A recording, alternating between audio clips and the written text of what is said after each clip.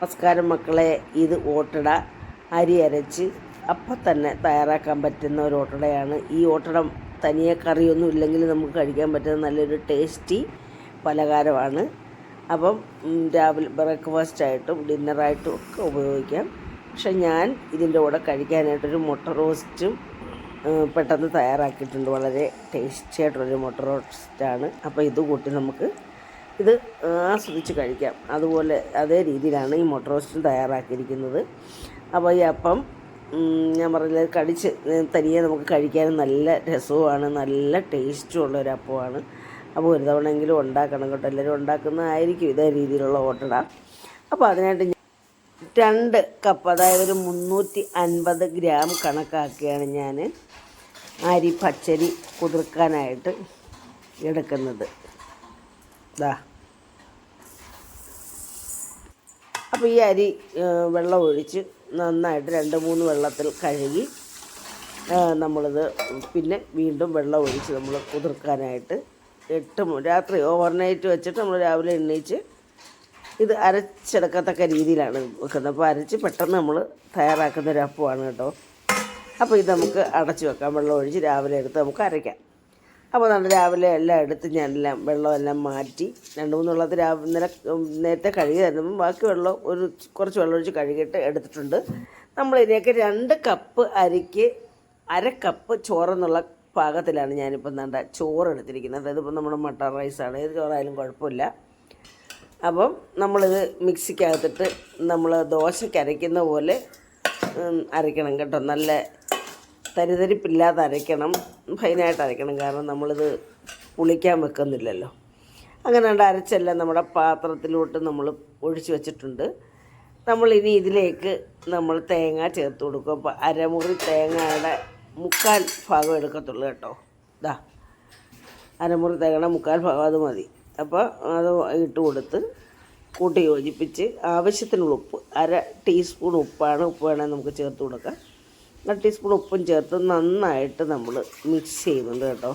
നമ്മളിതിനകത്ത് സോഡാപ്പൊടി, east ഒന്നും ചേർക്കുന്നില്ല. ഈ ഓട്ടടയ്ക്ക് നമ്മളിങ്ങനെ സോഫ്റ്റ് ആയിട്ടിരിക്കത്തില്ല, ഓട്ടടയല്ലേ. നമ്മൾ കൈകൊണ്ടിങ്ങനെ അരിപ്പൊടി ചൂടുവെള്ളത്തിൽ കുഴച്ച് തേങ്ങായും ഒക്കെ ഇട്ട് നമ്മൾ ഓട്ടട ഉണ്ടാക്കത്തില്ലേ, അതേ രീതിയിലുള്ള ആണ്. അപ്പം നമ്മളിനി കറി വെക്കാം. ഇതിനായിട്ട് നമ്മുടെ മാവ് അവിടെ ഇരിക്കട്ടെ. ആ സമയത്ത് നമുക്കൊരു മുട്ടക്കറി തയ്യാറാക്കാം. അതിനൊക്കെ പാൻ അടുപ്പിൽ വെച്ചു 1 ടേബിൾ സ്പൂൺ വെളിച്ചെണ്ണ ഒഴിച്ച് ഇഞ്ചിയും വെളുത്തുള്ളിയും ചതച്ചിട്ട് കടുക് ഇട്ടതിന് ശേഷം ഇഞ്ചിയും വെളുത്തുള്ളിയും ചതച്ചതും ചേർത്ത് വറ്റൽമുളക്, കറിവേപ്പില ഒക്കെ ഇട്ട് ഒന്ന് റോസ്റ്റ് ആയി കഴിയുമ്പോൾ അതൊന്ന് മൂത്ത് കഴിയുമ്പോൾ നമ്മളിതിലേക്ക് സവാള നമ്മൾ ചോപ്പ് ചെയ്ത്, അതായത് പൊടിയായിട്ട് അരിഞ്ഞ് വെച്ചിരിക്കുക കേട്ടോ, നീളത്തിലല്ല, കണ്ടില്ല, ഇതേ രീതിയിൽ അരിഞ്ഞ് വെച്ചിരിക്കുന്ന സവാള ഇട്ട് കൊടുത്ത് നമുക്ക് ഇതിനകത്തിട്ട് വഴറ്റി മൂപ്പിച്ച് വേവിച്ചെടുക്കണം. അപ്പോൾ ഇതിലേക്ക് നമ്മൾ ആവശ്യത്തിന് 1/4 ടീസ്പൂൺ അല്ലെ 1/2 ടീസ്പൂൺ ഉപ്പിട്ട് കൊടുക്കും. നമ്മുടെ സവാള പെട്ടെന്ന് മൂക്കാൻ വേണ്ടി. അപ്പം നമ്മൾ ഈ പാനിനകത്തിട്ട് കുറച്ച് നേരം ഇങ്ങനെ ഒന്ന്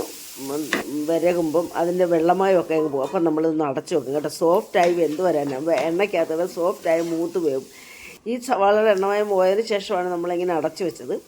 അതിനുശേഷം നമ്മുടെ സവാള എല്ലാം ഒന്ന് സോഫ്റ്റായി വെന്ത് വന്നപ്പോൾ ഈ സമയത്ത് നമ്മൾ തക്കാളിയും കൂടി ഇട്ട് കൊടുക്കുകയാണ് കേട്ടോ. തക്കാളിയും കൂടി ഇട്ടൊന്ന് കൂട്ടിപ്പെട്ട് അതും നമ്മുടെ ഈ സോഫ്റ്റായിട്ട് ഇതിനകത്തൊക്കെ വെന്ത തക്കാളിയുടെ വെള്ളം എല്ലാം അങ്ങ് പറ്റും. ഇങ്ങനെ അടച്ചു വെക്കുമ്പം കേട്ടോ. അടച്ചു വെക്കുന്നിട്ട് എണ്ണയൊക്കെ തെളിഞ്ഞ് വരും. നമ്മുടെ സവാളയും തക്കാളിയും മൂത്തു. ഈ സമയത്ത് നമ്മൾ പച്ചമുളകും ഇട്ട് കൊടുത്തു. അപ്പോൾ എണ്ണയെല്ലാം തെളിഞ്ഞ് നമ്മുടെ സവാളയും തക്കാളിയും മൂത്ത്. ഈ സമയത്ത് 1/2 ടീസ്പൂൺ മഞ്ഞൾപ്പൊടി, പിന്നെ 1/2 ടീസ്പൂൺ മല്ലിപ്പൊടി കണക്കാക്കി, 1/2 ടീസ്പൂൺ തന്നെ മുളക് പൊടി, 1/4 ടീസ്പൂൺ കുരുമുളക് പൊടി നമ്മുടെ ടേസ്റ്റ് ചേർക്കാം, 1/2 ടീസ്പൂൺ പെരിഞ്ജീരകം, പിന്നെ 1/4 ടീസ്പൂൺ ഗരം മസാല. അതൊക്കെ നമ്മുടെ ആവശ്യത്തിന് ചേർക്കാം കേട്ടോ. എല്ലാം കൂടെ ചേർത്ത് കൂട്ടി ഇളക്കി യോജിപ്പിച്ച് ഇതിനകത്തിട്ട് നന്നായിട്ട് മൂപ്പിച്ച്, ഇവിടെ തക്കാളിയൊക്കെ ഉടഞ്ഞ് നല്ലപോലെ മൂത്ത് വെള്ളമയൊക്കെ പോയിട്ടുണ്ടല്ലോ. അപ്പം ആ മസാലയും കൂടെ ചേർന്ന് അടച്ച് വെച്ചൊന്ന് വേവിച്ച് മൂപ്പിക്കുന്നുണ്ട് കേട്ടോ. ഇങ്ങനെ വേവിച്ച് മൂപ്പിച്ച് കഴിയുമ്പോൾ നമ്മളിതിലേക്ക് ചൂടുവെള്ളം ഒഴിച്ച് കൊടുക്കുകയാണ് കേട്ടോ. ചൂടുവെള്ളം ഒഴിച്ച് കൊടുത്ത് ഒന്ന് ഇളക്കിയിട്ട് നമ്മൾ കുറച്ച് കൂടെ ചേർത്ത് കൊടുക്കുക. ഉപ്പുമൊക്കെ നോക്കിയിട്ട് നമ്മളിതൊന്ന് അടച്ച് വെച്ച് ഒന്ന് എണ്ണ തെളിയാനായിട്ട് വെക്കുന്നുണ്ട് കേട്ടോ. നല്ല ടേസ്റ്റാണ് ഈ മുട്ട റോസ്റ്റിന് കേട്ടോ. അപ്പം നമ്മുടെ കണ്ടില്ലേ, അതിനകത്തെല്ലാം പിടിച്ച് നല്ല പരുവമായി. ഈ സമയത്ത് നമ്മുടെ മുട്ടയും കൂടെ അതിനകത്തോട്ട് അങ്ങ് ചേർത്ത് കൊടുക്കുക. മുട്ട ഇട്ട് കൊടുത്ത് കൂട്ടി ഇളക്കി ഒന്നുകൂടെ ഒന്ന് വിരകി നമ്മുടെ ഗ്രേവിയെല്ലാം മുട്ടയ്ക്കകത്തോട്ട് പിടിക്കത്തക്ക രീതിയിലെല്ലാം വിരകി ഇളക്കി നമ്മുടെ മുട്ടയുടെ സെർവിങ് പ്ലേറ്റിലേക്ക് അങ്ങ് മാറ്റി. അങ്ങനെ നമ്മുടെ നല്ല മുട്ട റോസ്റ്റ് ഇവിടെ റെഡിയായി. നമുക്കിനി നമ്മുടെ ഓട്ടട റെഡിയാക്കാം. അപ്പോൾ നമ്മുടെ മാവ് സോഫ്റ്റ് പൊങ്ങത്തൊന്നുമില്ല കേട്ടോ, ഇതേ രീതിയിൽ തന്നെയാണ് നമ്മൾ ഉണ്ടാക്കുന്നത്. അപ്പോൾ ഒന്നുകൂടെ കൂട്ടി ഇളക്കിയിട്ട് നമ്മൾ കണ്ടത് ഈ ചട്ടിക്കകത്ത് സാധാരണ ഉണ്ടാക്കാൻ ഞാൻ കണ്ട് ഈ അപ്പച്ചട്ടി ആയത് കേട്ടോ. ഇതിനകത്തേക്ക് നമ്മൾ എണ്ണ തൂത്തിട്ട് അതിനകത്ത് ഒഴിച്ചു കൊടുക്കുവാണ്. ഒഴിച്ചു കൊടുത്തിട്ട് ഇങ്ങനെ നമ്മുടെ തവി കൊണ്ട് തന്നെ ഒന്ന് ചുറ്റിച്ച് കൊടുക്കുന്നുണ്ട് കേട്ടോ. നല്ല ടേസ്റ്റായി ഈ അപ്പം കഴിക്കാൻ കേട്ടോ. പിന്നെ സോഫ്റ്റ് ഇല്ലാത്തതുകൊണ്ട് നമുക്ക് തോന്നുന്നു സോഫ്റ്റ് ഇല്ല, നീ അപ്പത്തിൻ്റെ രീതി അങ്ങനെ കേട്ടോ. അടച്ചു വെച്ച് തുറന്നു നോക്കി കണ്ടില്ലേ, നമ്മുടെ അപ്പം നല്ല കറക്റ്റായിട്ട് വന്നുകൊണ്ട് ഇളക്കി എടുക്കാനും പെട്ടെന്ന് പറ്റും. കണ്ടില്ലേ, നല്ല അപ്പം നല്ല ടേസ്റ്റാണ് കേട്ടോ. അപ്പോൾ ഈ അപ്പം പലതവണയായിട്ട് ഒരു 5-6 അപ്പം ഞാനിങ്ങനെ റെഡിയാക്കി, 7 അപ്പം ഞാനിങ്ങനെ ചുട്ടെടുത്തു കേട്ടോ. അപ്പം പെട്ടെന്ന് ഞാൻ 7 അപ്പം ഇങ്ങനെ ചുട്ടെടുത്തു. പെട്ടെന്ന് നല്ല ടേസ്റ്റാണ്. അപ്പോൾ നിങ്ങൾ ഒരു തവണ എങ്കിലും ചെയ്ത് നോക്കണം കേട്ടോ മക്കളെ. നമുക്ക് ജീരകം നല്ല ജീരകവും വേണേൽ ചേർക്കാം.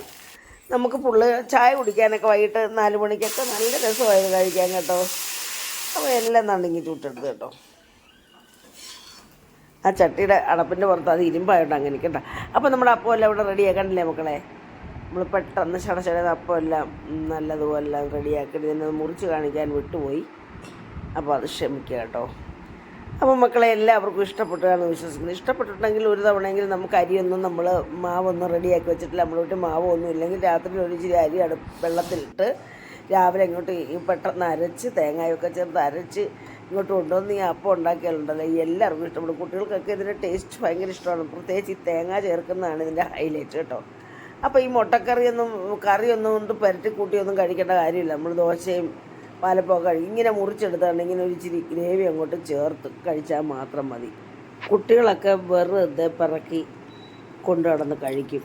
കുട്ടികളല്ല എല്ലാവരും. അതേ രീതിയിലുള്ള രുചിയുള്ളൊരു പലഹാരമാണ് കേട്ടോ. അപ്പം ഇത് എല്ലാവരും ഒരു തവണയെങ്കിലും ചെയ്ത് നോക്കുക മക്കളെ, എല്ലാവർക്കും ഇഷ്ടപ്പെടും കേട്ടോ. പിന്നെ വീണ്ടും നമുക്ക് ദോശ ഇഡ്ഡലി ഒന്നും കുട്ടികൾക്ക് വേണ്ട, അവർക്ക് ഇങ്ങനെയുള്ള പലഹാരം ഉണ്ടാക്കി കൊടുത്താൽ മതി എന്ന് പറയും കേട്ടോ.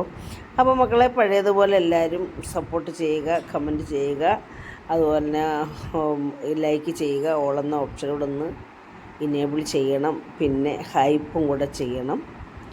അപ്പം അടുത്ത ഒരു നല്ല വീഡിയോ ആയിട്ട് വരുന്നവരെയും മക്കളെ എല്ലാവർക്കും ആദ്യമായിട്ട് കാണുന്ന മക്കൾ സബ്സ്ക്രൈബ് ചെയ്ത് സഹായിക്കണം കേട്ടോ.